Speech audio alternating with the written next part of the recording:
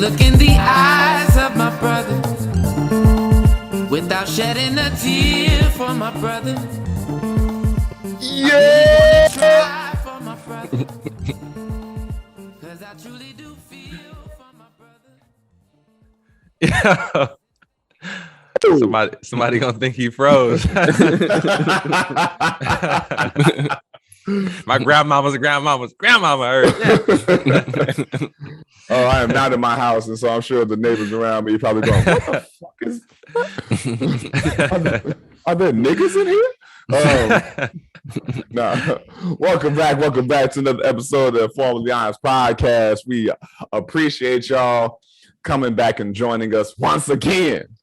If this is your first time joining us, we are brothers from the middle neighborhood of Gary, Indiana, that come together to converse, laugh, chop it up, challenge each other, and most likely say some possibly controversial shit, because no matter what, in every conversation that we have, in every connection that we make, we pride ourselves and we encourage you to also be forthright, vulnerable, and most of all, be honest. Fellas, what's going on? What in the fuck is going on, y'all? It's good to be back. I guess I can jump to quickly one vulnerable experience that I did have and that I'll continue to have because I started these painting classes. Okay. Getting back into teaching? It. Taking. Okay. I'm taking it, not giving. That sounds terrible. Let me clear that up. No, I mean, I didn't know you was like, yeah, let's teach these peons how to paint. I'm sorry, man. I just tried to make it sexual. I just tried to take it there. I see. I tried to take it there, man. I can't be decent, man. I just can't be decent.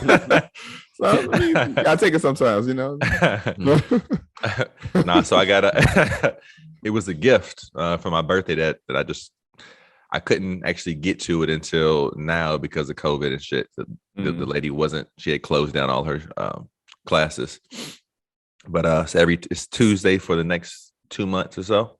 Okay. Every Tuesday for the next 2 months. And it's a cool opportunity, man. But the reason why it's vulnerable is because I think I spoke about this several times on the cast, but just my relationship with art and a specific, like, it's harder for me to focus typically when I'm in an environment with other people and more distractions, and my ideas and views on different opinions of my art, including my own. So this was a very vulnerable moment. But the wonderful thing is I went and I started a painting, and this is something that I probably haven't done for, Adam could attest to this, for several years. I actually got an entire sketch and composition out in one class. Ooh. Proportion and everything, so I can actually begin to layer and everything in the next class. So that was the goal, and I actually completed the fucking goal, even with the teacher coming around, even with other people doing their things. I was, for some reason, I was able to just kind of get in that zone. So it feels good to prove to myself that I can still get into that zone where the focus is just on point. I'm not like wondering how good that person is or what theirs looks like and all that dumb shit. And it was different people of different levels of mastery.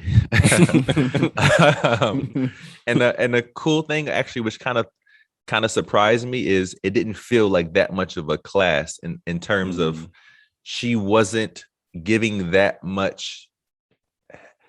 If you asked her, she'd give you help, but for the most part, it'd just be like, okay, here's a space and just start going.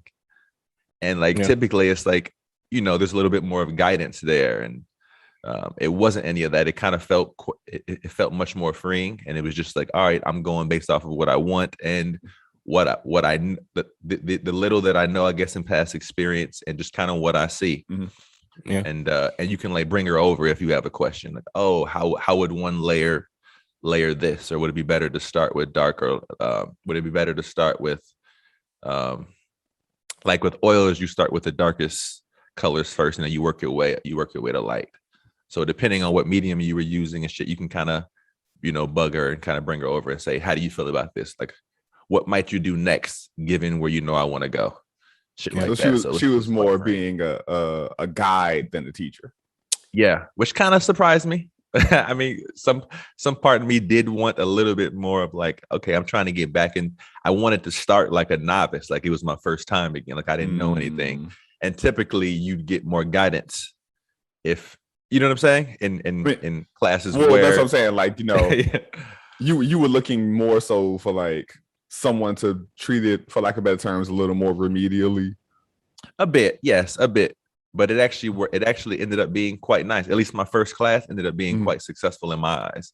And I obviously am my toughest critic. So if it's good in my eyes, then it was vulnerable, but wonderful at the same time. So was there like a tier system to it? Like, was it a beginner class, an intermediate class, advanced, like, or was it just like it was just a free for all? You Okay. could be I guess a master, or you could be complete beginner and still take the class. Honestly, it felt more like just a space that you're not renting every month. It just felt like a space to create. Okay. Yeah. I was gonna pretty cool. I was gonna ask what type of painting was it? Because like whatever type of painting you want to do, or yeah. Okay. Mine specifically was acrylic. Now I actually prefer to learn oils, but I just at the time I didn't have all like the linseed oil and different things that make it leaner and fatter. I didn't have all those others. Forgot what you call them. I didn't have those on hand, so I just kind of used what I had. For the uneducated, what are these oils? So certain things will make lean and fat. So fat is essentially like the fattest would essentially be you like the paint as it comes straight out of the tube. Okay. And then it gets leaner as you add certain oils or things to it to almost like if you think of watercolor, it makes the paint more watery. Okay. So yeah, so that's the idea of lean and fat. And it depends on how, like in oils, you build a specific way. You start typically lean and then you build into fat, or I'm sure people have come up with all kinds of ideas, but it helps with layering.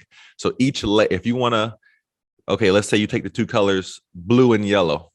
In order for you to have blue and then actually be able to layer over the blue with yellow and actually see the yellow without it blending in with the blue, you have to build up in fatness over time with each layer. That's complex. So one layer, so each layer has to be a little thicker than the next one. Otherwise, which happened to me 1,000 times, the yellow would blend in with the blue and turn into green instead of what you wanted it to be. Yeah, that's crazy. I didn't know that. I know nothing about oil painting because obviously we didn't cover that in. But I think we only really messed with like the oil pastels. That was the closest we got, I feel like. Yeah, and I get it because they're really expensive. It's a really expensive art. Yeah, dude. Yes, very expensive. But I never knew that about oil. I thought it was closer to acrylic, where you can do that with acrylic, right? Kind of. Yeah, I think it's much easier. I think it's much and oils can take days, weeks, or months to actually dry completely. Yeah, each layer has to dry. Yeah, and the light does something to it too. Yeah. So like it's much different. But where acrylic, as soon as that shit dries, I can paint over it. Yeah, because it's essentially plastic. Yeah. So I was actually working with acrylic, but it was more so like just the base layer. But for me to get the base layer down in a way that like, okay, I just got it all out. You know how Mr. Sutton and Miss Weiss would always say, just get it out there and then like get it out in a general, see where the composition is supposed to be and like where everything is supposed to be. And some, with some proportions, and then you can work on building detail layer by layer. That would be tough for me because in my mind, I'd be racing, I'd be judging and blah, blah, blah. So just to be able to get it out and say, okay, that's out. It makes it so much easier when you have things where you want them to take the next steps.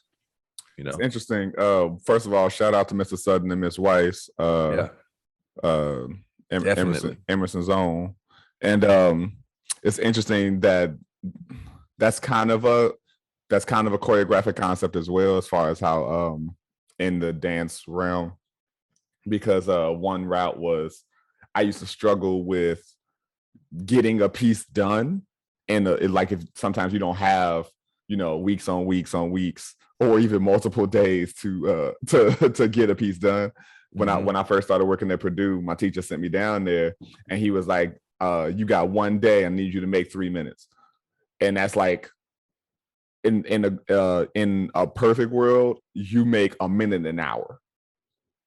Damn. Okay.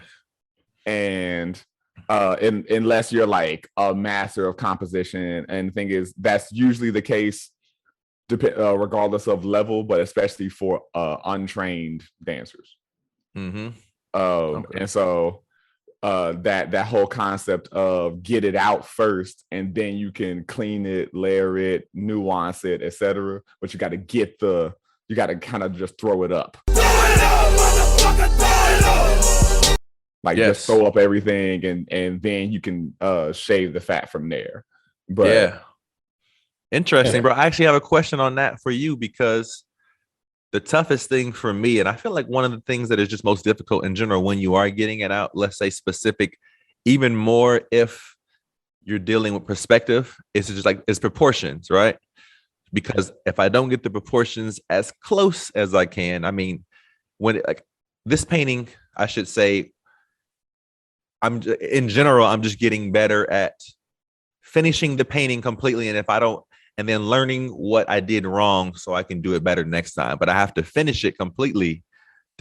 Like there's something good about just finishing it also, and like, okay, I got that. Now I can learn, instead of, if I don't finish, it's harder to learn those things. It's hard to be able to see what you're capable of, Yeah. But like for me in this particular painting, it's like proportion is a big thing, because if I don't get it from the start as best I can, I'll be fighting it when I'm doing those extra layers. I'll be fighting it the whole time. And it will prolong, the length of the painting, the life of the painting. I'm sorry, did you have a question, or you were just... Oh yes, the question was gonna be thank you for the reminder. I was like, wait. Yeah. The question was, how is that for you? Because when you're short on time, like, do you have specific things? Like in my instance, it's proportion. Like I'll be fighting it for the rest of the painting as I build if I don't get it that initial stage. So is there something that correlates or translates into dance that you'll be fighting if you don't get that first few?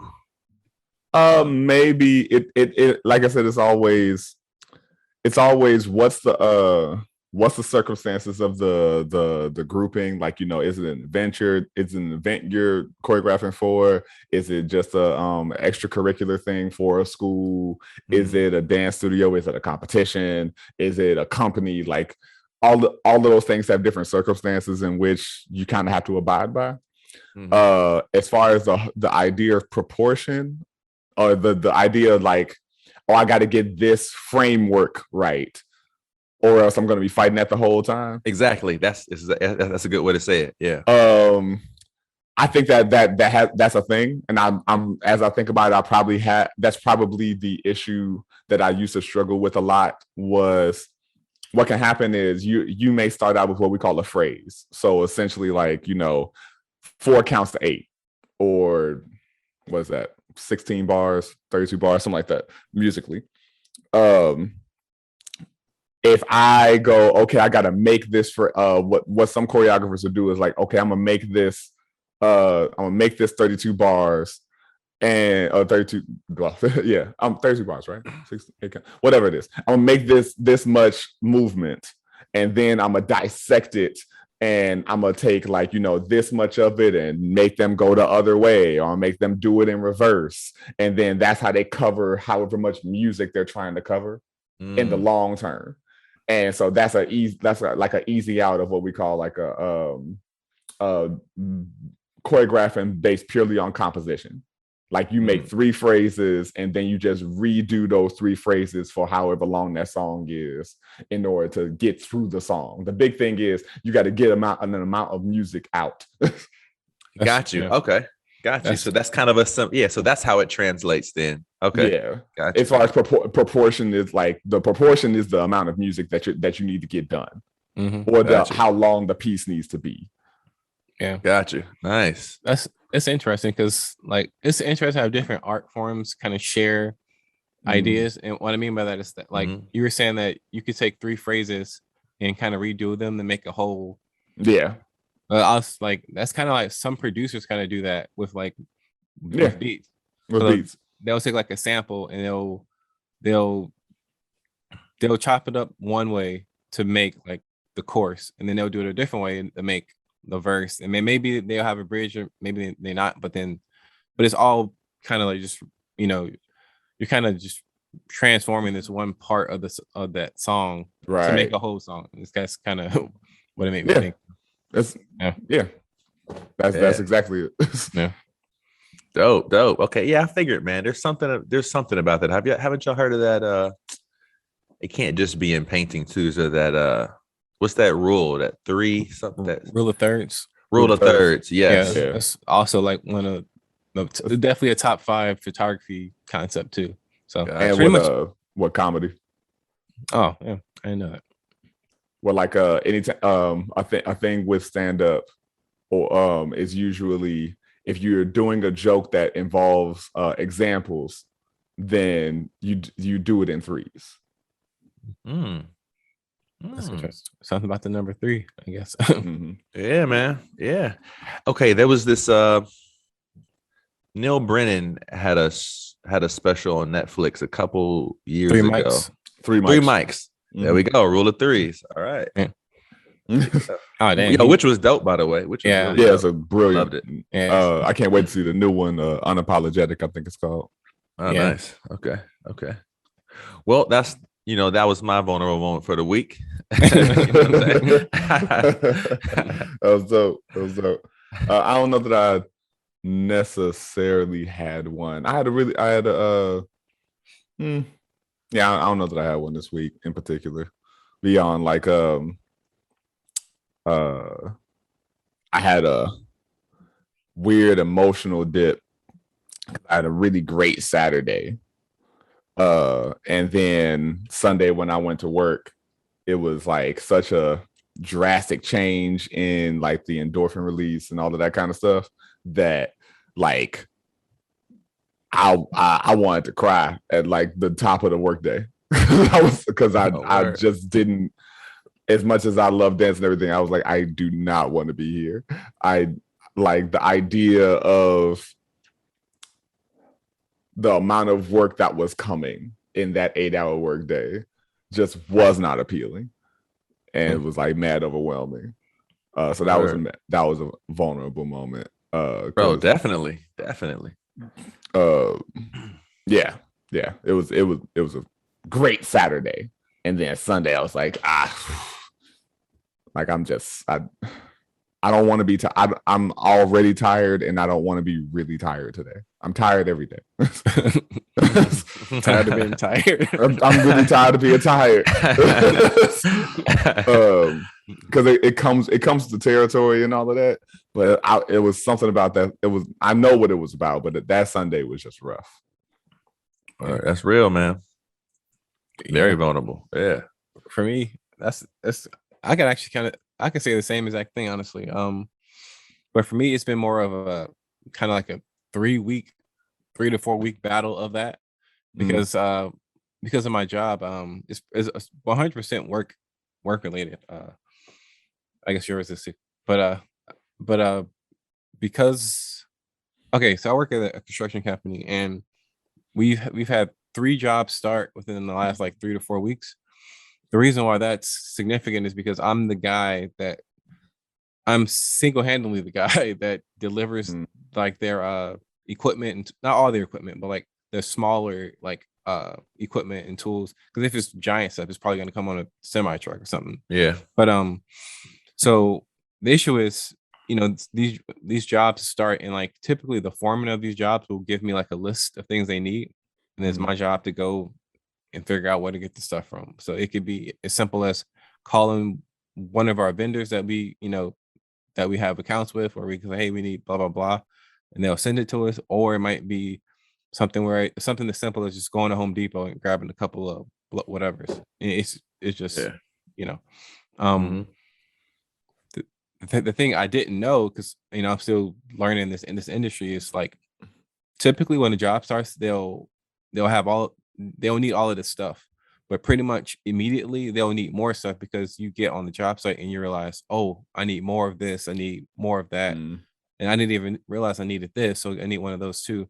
So that pretty much happens for like 3 weeks after the job starts. So I've been kind of dealing with that for all of these jobs, just like running all around. And so there's definitely been days where I've been like overwhelmed, like kind of like what you're saying, where it's like it's like days where you just want to be like, I'm not doing this anymore. But it's like, but you realize, but then you come to and it's like, okay, I realize this is just in the moment, take a deep breath, But yeah, I've been feeling that a lot lately, just kind of like, and I've been sharing it because typically, as guys, I'm not trying to speak for all guys, but just in a universal thought is like we don't typically share our feelings, and people typically, people would ask how you doing, you say I'm good, and kind of just move on. But I've been trying to be more honest with that with Kirsten, because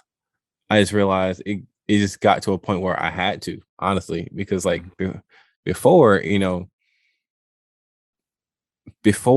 have a rough day and it's like, well, for me, I'll have a rough day like once a month and it's like, okay, so I could kind of just keep it in for that day and move on. But like I said, these last 3 to 4 weeks, it's been pretty intense. Like I said, I'm the only person that does this. So, and we have 3 to 4 jobs going on all around Chicago. Right. So, there's one like downtown. There's one where there's 2 on the south side. Then there's one that's about to start in Naperville. So that's way up there. Out there. So, so yeah.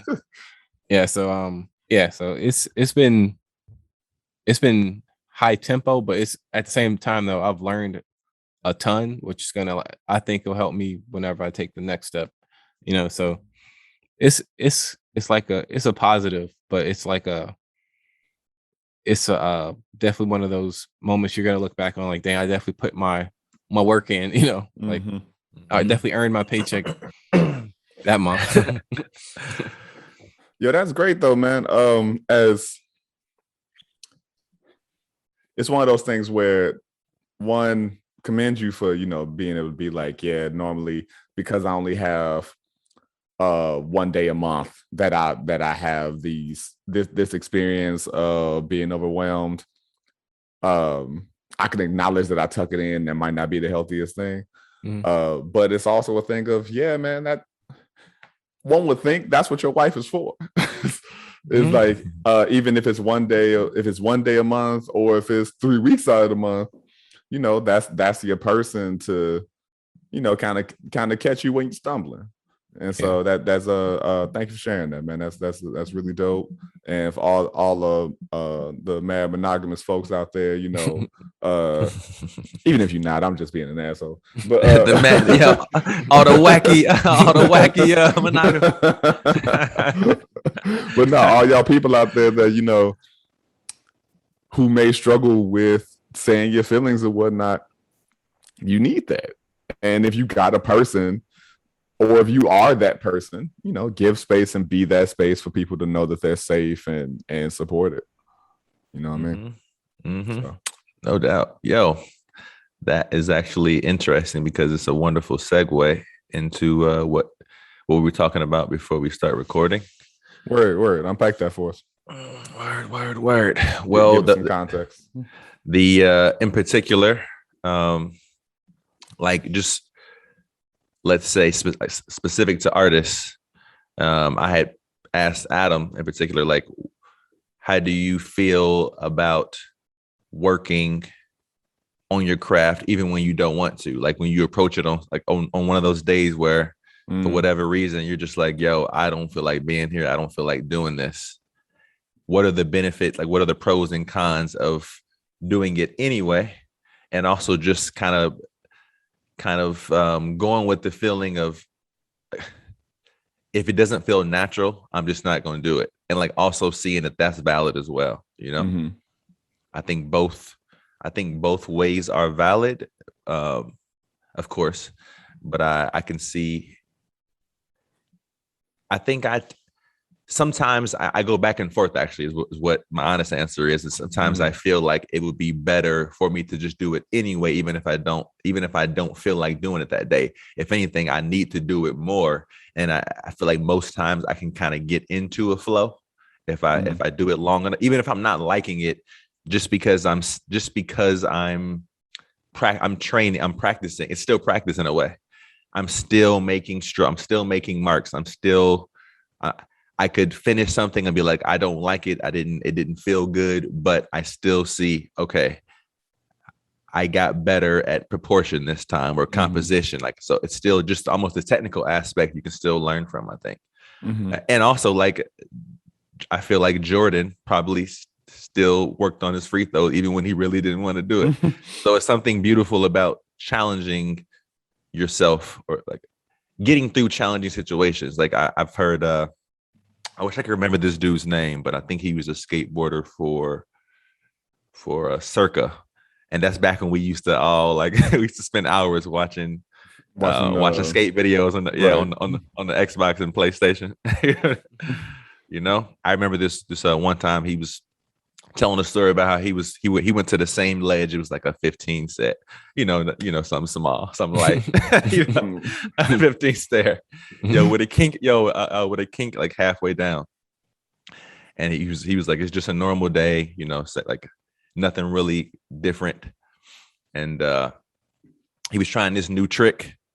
He didn't quite get it, and he ended up falling like several times. And one of the times he actually like hurt himself worse than he had. I think it was like one of his worst injuries, but he chalked that up as actually his best day skating ever. Like, his best day skating thus far because of what he learned, with that challenge. So you have those, but then you also have the very valid aspect of, I just, like, I think Adam was saying, more of like if it didn't feel natural, I just really don't want to be doing it. It's like specific to his craft, because it's so tedious that when you make a mistake, it can be a lot more defeating. So I could totally understand both of those as well. It just doesn't feel natural. It's probably more likely that you will make those mistakes. So we were kind of just talking about unpacking those, Yeah. I got a couple perspectives on that. Firstly, I got to acknowledge that you said 15 stair with a kink on the bottom, and my first thought was midway through, and my first thought was could stairs have a foot fetish? And that's clever. Yeah, it is. I'm glad you said that. I'm glad you expressed that. That was good. No, I think all of that kind of, it can vary depending on what what the circumstances are of that person. I know I can only speak from the dancer perspective. Not only, but a main thing I speak from is the dancer perspective, because I am one. And there's a self and a group accountability that comes with that, because dancing 48 hours a week is fucking hard. And so of course, you don't necessarily want to do it every day, but because you have a self accountability to your own growth and the respect for the craft and all of those things, you make sure you show up. And then there's a group accountability of, there's 11 other people in this organization who got the same job as you, and they're going to show up too. And so it's disrespectful for you to be like, well, I don't want to do it today. And so fuck the fact that, all those people are going to show up and do this job that is equally as hard for them as it is for you. Yeah. And so there's a group accountability and a self accountability with all of that. Quick comment. I guess it sounds like I guess it also depends, because yours is, you actually, it's like your profession, like your craft, and the thing, your passion in your craft is also the thing that pays you. It's your profession, as opposed to like maybe somebody who'd be doing it as like a hobby, but really loves it. I guess they might take it. Like, I guess they could be. It's just you don't have that pressure, or you don't have that type of like group responsibility in the same way, I guess. But you could also put like Yeah, that there's the pressure of the group responsibility. There's also the pressure of if I don't go to work, I don't eat. True. But and, True.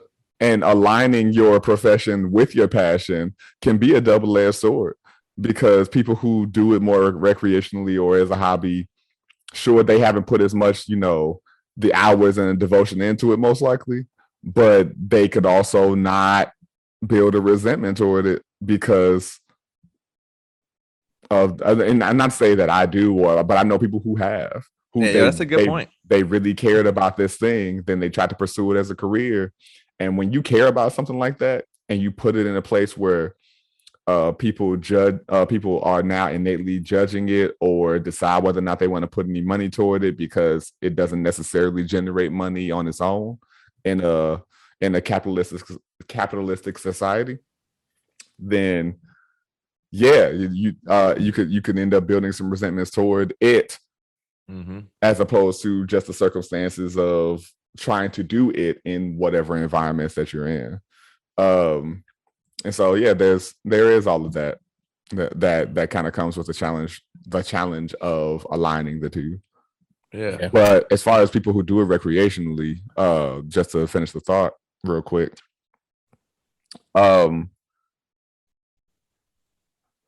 it's gone. Adam, what you got? No, I was well, first off, this is odd because me and Kirsten were talking about this exact subject this morning. So Oh, word. It's that superpower you got, man. Yeah. Everything in the podcast. Yeah. But yeah, so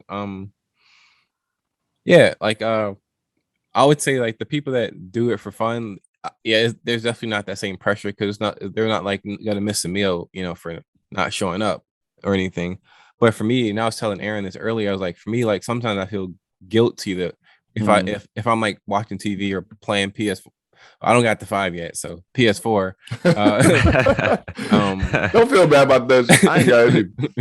I was talking about PS4 a month, but so yeah, so if I'm just relaxing and I look over and I see my cardboard sculpture over there half complete, I'm like, I'll feel guilty for not working on it.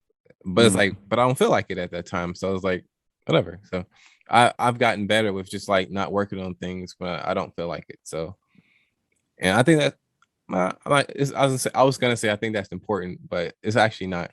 It just depends on the person. So like if you're a person that you want to get this thing done or you want to spend X amount of hours per week on your thing and you feel like you got to do that, and that's fine. But I also feel like if you one of those people that say you work on your craft once a month and you're okay with that, then don't feel guilty, if you Bro, don't want to do it.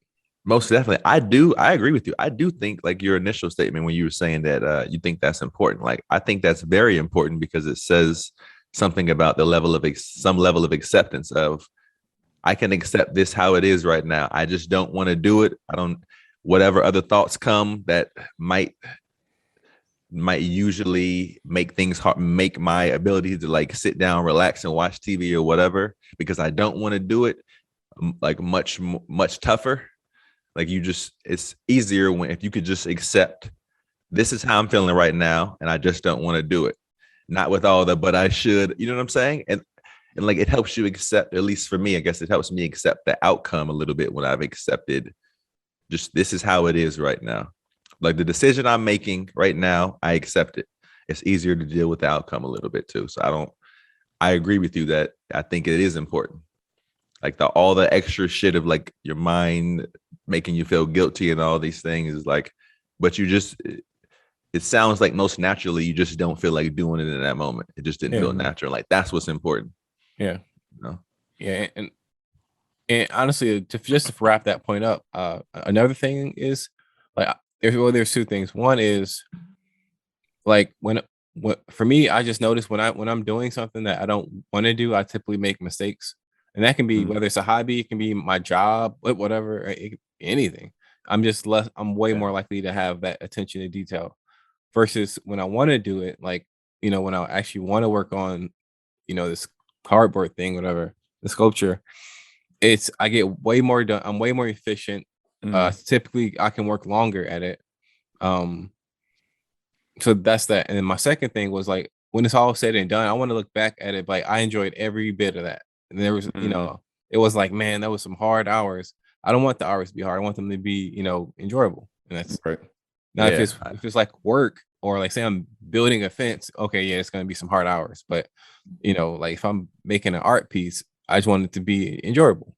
And some people's art is actually hard to make. Like if you're like a welder or you work in metal arts, that's hard work. But Yes. this isn't. So I just want to enjoy it. Yeah. It's a bit opposite in my scenario because working when you don't feel like when you don't necessarily feel like doing it, or you're just tired or exhausted or whatever, it becomes the hill to get over. Like that is the challenge, because a principle you always kind of live by is no matter how you feel or what's going on, never let the audience know. Yeah.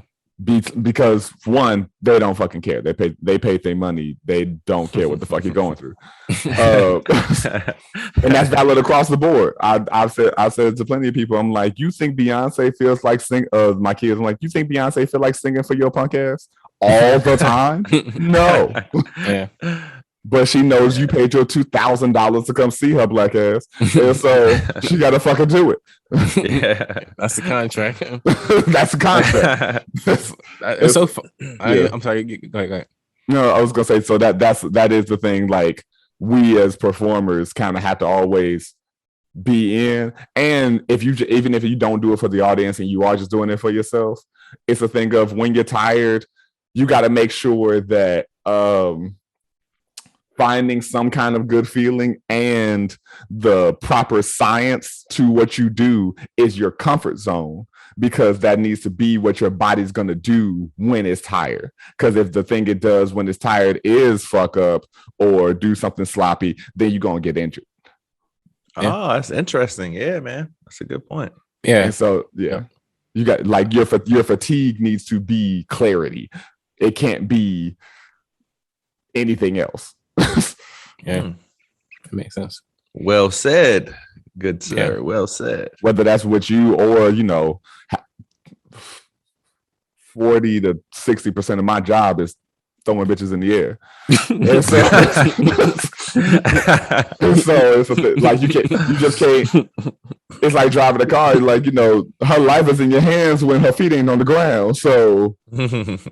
You're like, man, I just don't feel like lifting this bitch. Not like you got to figure it out when you on. It's a 2-hour show and you're an hour and 15 minutes into it, and you haven't left stage but 3 times, and now I got to toss this girl in the air and flip her 2 times before I catch her with her head almost to the ground. Yeah. You got to figure it out. Your focus got to be on. Yo, quick question. How often have you been on stage in a performance and you got to use the bathroom? And you're like, God damn, I got to go, yo. It's actually not that many times, but there was one particular time that, I don't know, something fucked with me. And during intermission, I blew that bathroom up. But you were able to make it to intermission, luckily. Barely. I really almost shat myself on stage. That would be a hell of a performance right there, son. That would be. But then it was that people were angry about because it was only like 1 bathroom or 2 bathrooms on that floor in that theater, and it wasn't like in the dressing room, like it was like in the hallway. And the window was sealed shut, so it just wafted into the. Yeah, it was pretty bad. If they wanted a fucking good show, then they deal with it. If you want a good show, you deal with this goddamn. I was one of the babies on the block too, so it didn't help. Like all the elders were like, "Yo, what the fuck is this?" That's funny. Deal with that Hurricane Ida. Deal with that Hurricane Ida. Look. I gotta say these 2 points because I'm gonna forget them if I don't. So in response to you were saying, like, if you're not in it, somebody could get hurt, and and that made me think of I forgot the guy's name, but there's a dude that played for the Buffalo Bills a few years ago, like 2-3 years ago, and he retired at halftime. Like he just he like they were getting beat, and he's like, you know what, man, I quit. He got this car and he went home. and everybody was mad. Like, man, that's poor sportsmanship. Like, you can't do that to your team. And I was like, you know what though? Football is one of those sports where it's like, if you're not in it, you can get hurt or get somebody else out hurt. there. Yeah. Or you get paralyzed. So like, if he's not in it, maybe he could have just told coach like, hey man, I can't play the second half. Maybe, but it's like, you know what? I'm not even mad at that. It's like he just knew he wasn't in it. His heart wasn't in it no more, and he went home. And it made me think of that. And I just thought it was funny. My other point, that man jumped in his Toyota Tacoma and was out. Yeah.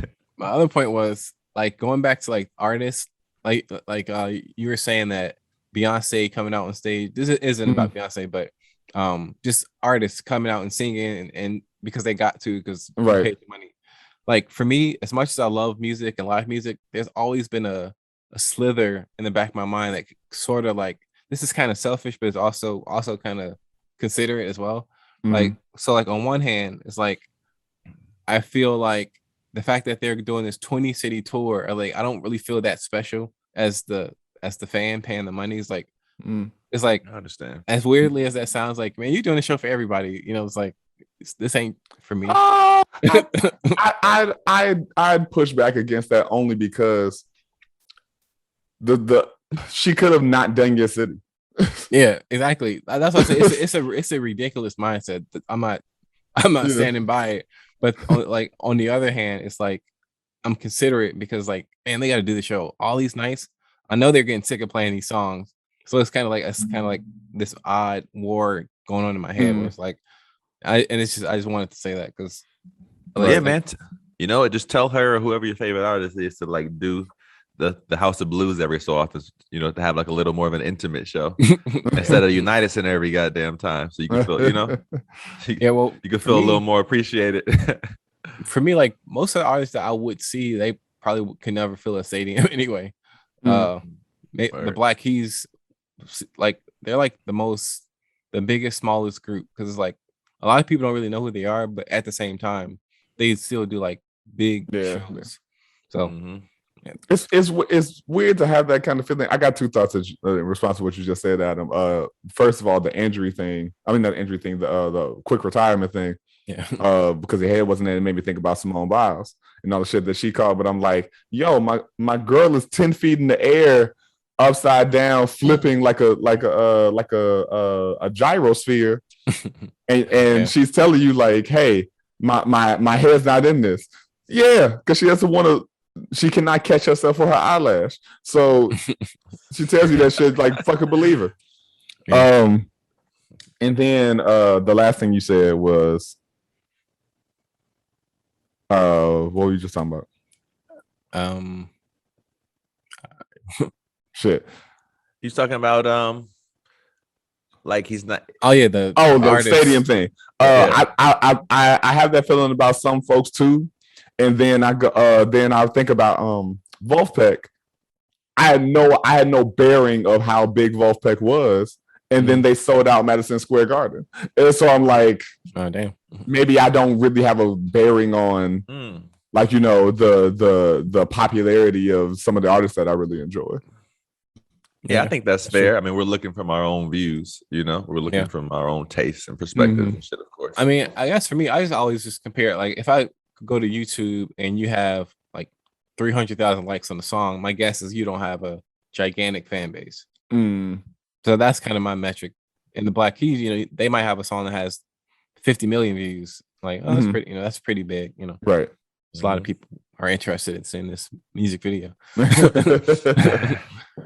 Man, yeah, the visuals do a lot for a song though. Well, I guess some songs they do more than others. They can. Yeah, like This Is America is a perfect example. Yes. Of that, because the song isn't that great. The song is not that great. Yeah. But the video makes the song good. Yeah, the video's dope. I think the song won a Grammy. I'm pretty sure it did. I forgot what category, but it won something. Like, I mean, and not, no real disrespect, but Montero's not that great. But Lil Nas X is a master troll, and that video made for whatever reason people love that fucking song. I agree, man. I agree.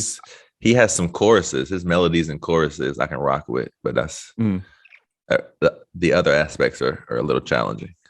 Yeah. You know, I'm gonna say more this. challenging. I'm gonna say this. Like I'm talking about musically. I mean, like the songs, not the visuals. Yeah, I'm gonna say this. He did a good job because I know his album. The fact that I know that his album came out Friday, he did a good job. Because typically, I would never know when a pop star's album came out. So first of all, he did a great job. And actually, I'm gonna listen to it because I'm just curious now. So he has done a good job of marketing. Because I would never care. I would never care. But he's made me so intrigued that I'm gonna listen to it now. Yeah, and I would love to hear your report on this. Yeah, agreed, man. Agreed. Actually, I like that. I mean, I was more so pulled in just from that certain songs from like this past albums that like I just rock with the melody. So I'd be interested to see which ones I might like on the other album. But I'm not, and maybe this is unfair, but I'm not expecting to be blown away or like rock with the whole me neither.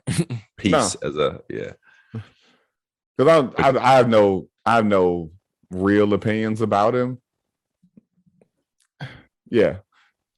As far as him as an artist, him as a person, I don't know and truly don't care. But as an artist, I don't know that I have any major feelings about him. And I also know the music ain't for me while it could be for me. You know what I mean? Like music is for everybody, but I know I'm not your audience. Yeah. Well, that's a good point. Yeah. Occasionally I'll listen to like the big top 40. Occasionally I'll listen to an album just because I'm just curious. Like I've listened to artists like Ariana Grande. Have never listened to an album. And Sharon, I'll just listen to them. I just want to know because we hear the songs on the radio, not that I listen to the radio, but you just hear the song. Right. I don't know what the mass appeal is. Yeah. And I'll listen to it. And sometimes I can be like, okay, I like that. So I like 2 songs on the album, but it's like I'll never listen to it again. But I could be like, okay, that was a decent song. But it's for no real reason. It's more so like I'm just curious to know what these people are making, I guess. I kind of wish I did that. But then when people hit a certain kind of popularity or the way that they reach it, or just from what I think I've heard of their music, I go, I'm good. Like, I've never cared to listen to Ariana Grande or Billie Eilish or it was funny. I remember when Ed Sheeran was like coming out, I was in DC and he was on a radio show rapping. And I was like, yo, this dude sounds actually pretty decent. And then I went and listened to more of his music and I was like, yeah, no, I'm good. This is not what I was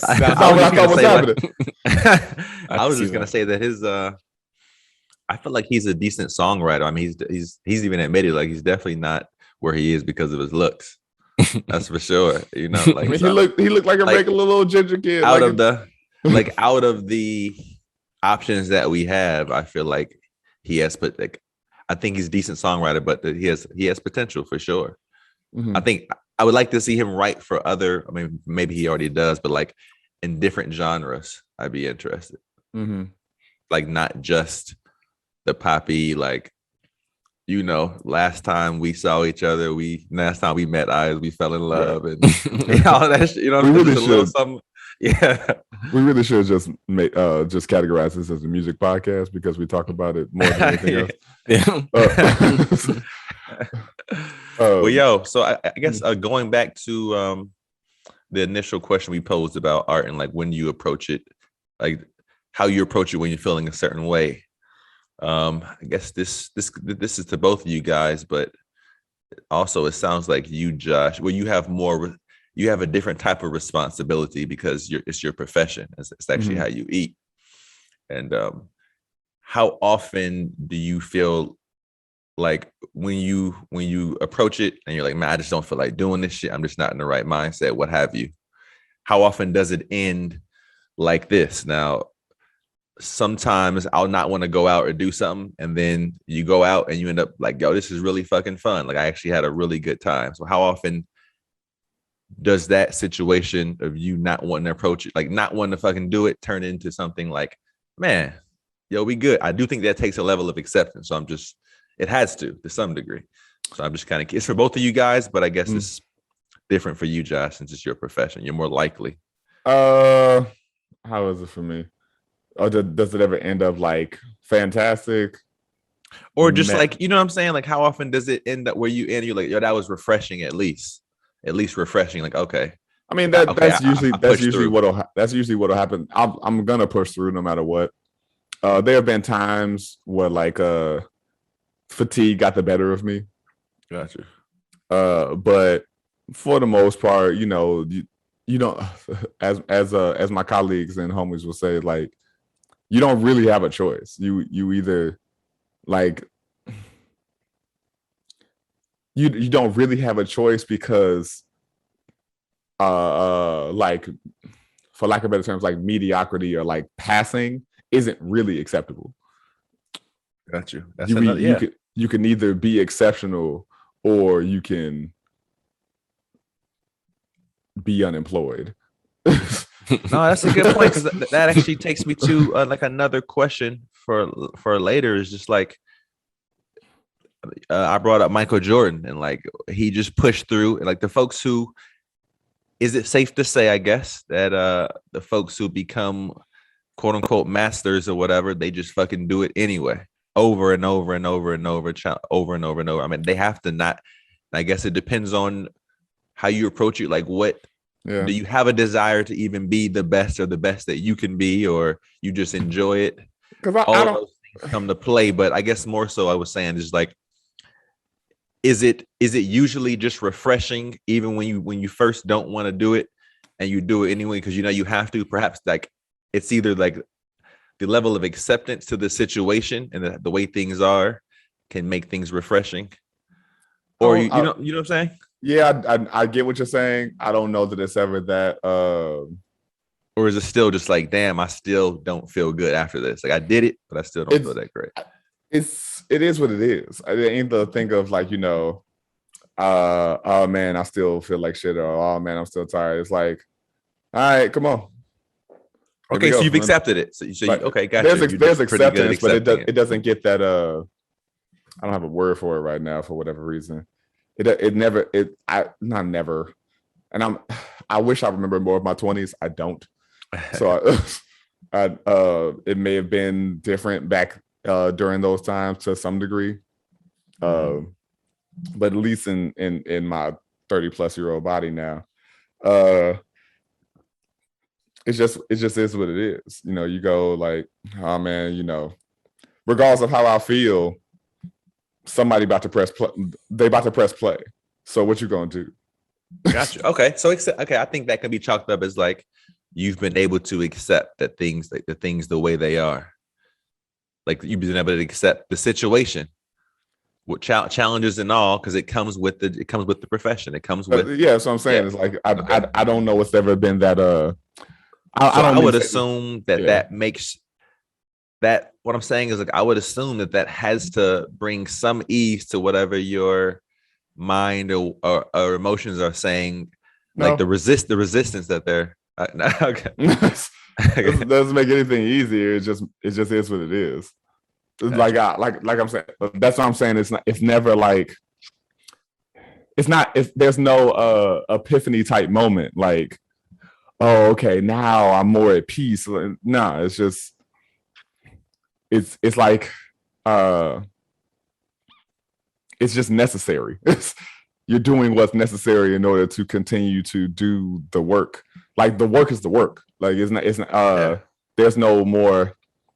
Sometimes people try to make it real deep and it's not. Yeah. I know what I'm saying is like, how, I guess once you've acknowledged that the work is the work, it has to be a little less friction than it was before you acknowledge that, or before you wanted to accept that the work is the work. Once you acknowledge it, like this is just how days are going to be, I would imagine it would be a little less friction after that. Nah, you can have a whole less anxiety attack before you step on stage or on the floor. That's true. And then you're on the floor and you smiling and looking joyous or sad or whatever the theme of the piece calls for. And then when the curtain goes down and the show is over, because once you're on, you can't. it's never healthy to do the thing like as soon as I go off stage, I'm a turn it off and then come back on. There's the acceptance of when you first start, and then you have to be in that space throughout the process of the show or the run or the piece or what have you. Mm-hmm. And then when it's done, then you get to go, okay, now how the fuck do I feel now? And that could be after the run of that piece, show, whatever. That could be you can't turn it off until your lunch break or the end of the day, because if you get out of it, it becomes even harder to come back to it because it took so much for you to get there in the first place. Got you. Okay. But yeah, so does that acceptance do anything for whatever mental, emotional, physical turmoil you may be going through? No, not really. Depends on the person. For me, yeah, gotcha. Depends on the day. Yeah, there was a little bit. It was a little bit there. We can talk about it later, but it was a little bit there. I'm just throwing it out there. I'm just saying it. I'm unfairly placing that on you. That in that moment there was a little bit there. It helped a little bit because you didn't have that panic attack on stage because you can't. And you acknowledged that you can't. You accepted it. I don't know. I'm not. It ain't no deeper than that. It's no deeper than that. You know. All right. We should probably let Adam answer. I'm just fucking with you now. I'm sorry. I ain't got nothing to say, honestly. I was listening to y'all. But this is what we do, man. Man, I just spaced out. No, I was just saying, like, is it you? I'm sure we all, I don't want to assume, have we all had those times where you just don't feel like going out? Somebody's like, yo, don't you okay, you know, we're all going here, and you end up going out and you really didn't want to do it. And it was like, oh, I actually had fun. I'm actually, that could be different. That could be different. It's like if we kicking it and I don't want to go out and then we have a good time. Like that's not the same kind of like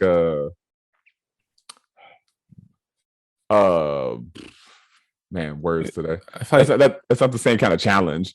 Yeah, that depression. But it isn't. It's like yes, but I guess perhaps more for Josh, because for you it's like you're still gonna eat, so it's perhaps the option. You have more options to be like, nah, I just want to do it today or whatever. But what I'm saying is, all right, what happens in the times when you do it? Are there times where you're like, I'm glad I didn't really feel like doing it, but I'm glad I did. Like I actually got such and such done, or I surprised myself or whatever.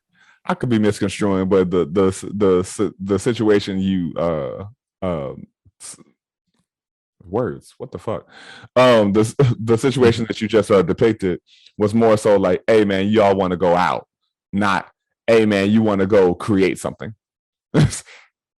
Yeah. I mean that's it, but like that's one of my better examples of like it's just another example that I feel like is commonly had of not wanting to do something, but then sometimes being like, oh, I'm actually glad I did come out. Because for me, those aren't the same. It feels similar to me. It feels the same to me of just not having the desire to do something, like not having it doesn't feel natural to go this route or to do this right now. But then doing it anyway, I felt the same good, refreshing feeling sometimes, not every time, of I'm glad I actually did begin this. I'm glad I did approach this, you know?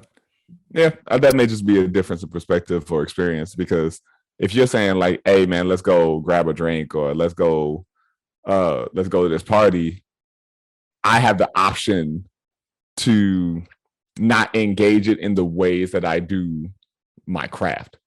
That's what I was saying. Like it might be a little different for you because it's a different. That's what I'm saying. Situation. Yeah, it's his job, so it's like. Yeah. But that does happen when I go to parties. People are like, "Hey man, we gonna see you dance today," and I'm like, "Hey nigga, you paying me?" Like I'm not here to perform for you, motherfucker. Like what are you talking about?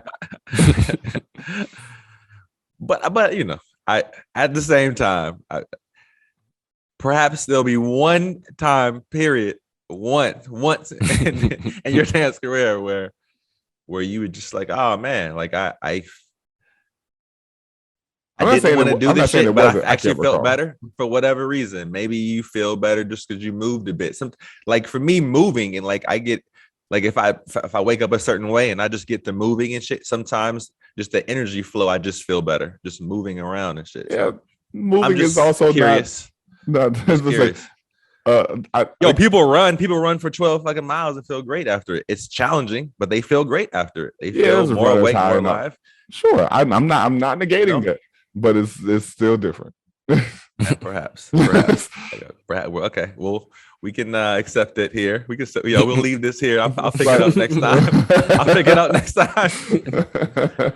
I mean, I get what both of you are saying. And correct me if I'm wrong. It's like, Aaron, you're saying that if someone invites you to go do something that you don't really want to do, and you go do it, and you end up having a great time, that equals the same feeling you get when you kind of not force yourself, but you go create something even though you weren't in the mood, and then you ended up creating something great. Or you're saying those feelings are the same to you, right? Yeah, I'm saying it's more about the accept. I'm saying that like to some degree, yes, what you're saying, yes. Okay. Because it still feels like it's in short. And friction feels the same. It's still the desire to do something or not do something. Yeah. And okay. And Josh, you're saying that if someone invites you to go do something, you don't want to do it, but you do it and have a great time, that is not equivalent to you going to work when you didn't want to. Like, and it makes sense because that's your job. So you're not going into it like, and I'm not saying you can't enjoy your job. Even if it wasn't my job, if it was like a homie hit me up like, hey man, I need some help with making this because I got a show coming up. Yeah. And I don't really have the space, but I owe them a favor, what have you. I'm like, oh, I just want to help out the homie. That's still not equivalent for me because there's no real expectation as it is for this for my craft, and like a social connection is not ever going to be the same kind of taxation on me as someone asking me to put forth my decades of training and whatnot, which I acknowledged. Yeah, I'm not saying you didn't. That's why I said it's just a different experience. It's a difference in experience and perspective. Yeah, I get it.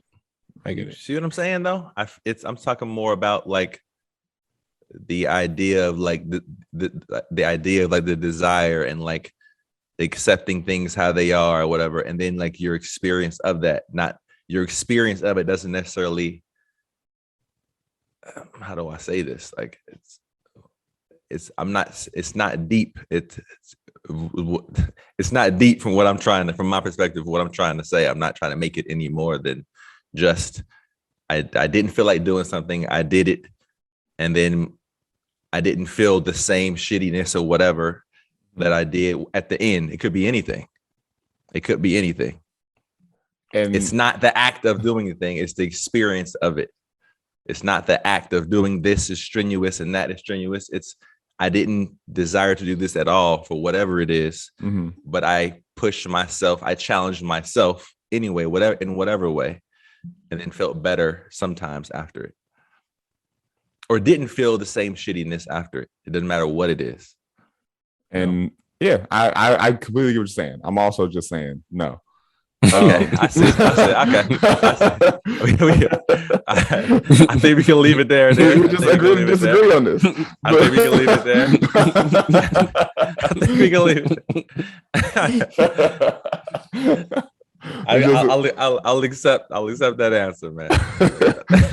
Thank y'all for joining us for another episode. Always appreciate y'all.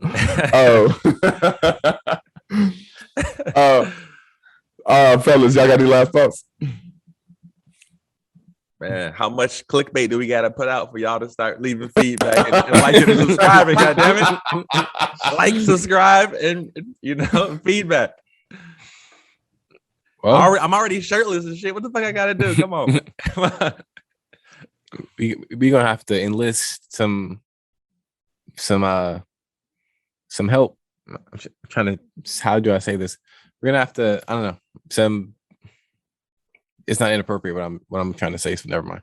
But anyway, my last comments are going to be. I'm drawing blanks in everything I say right now, so just it's all good. Have a good day. If you want to write into the podcast, you can always email us at informally.honest.podcast@gmail.com. You can follow any of our social medias, Informally Honest Podcast on Facebook, Informally Honest on Instagram, and informally_HP on Twitter. One of these days, if I have the time or care, maybe I'll make some TikToks and maybe that'll get some people to talk to us and shit.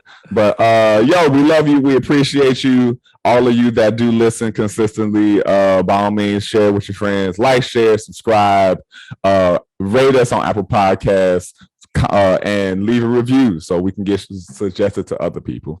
We appreciate y'all and every conversation that you have, every connection that you make, and the people that you love and don't love. We always encourage you to be forthright, vulnerable, and most of all, be honest.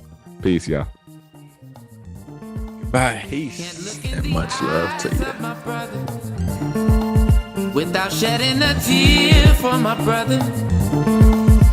I really wanna try for my brother, 'cause I truly do feel for my brother.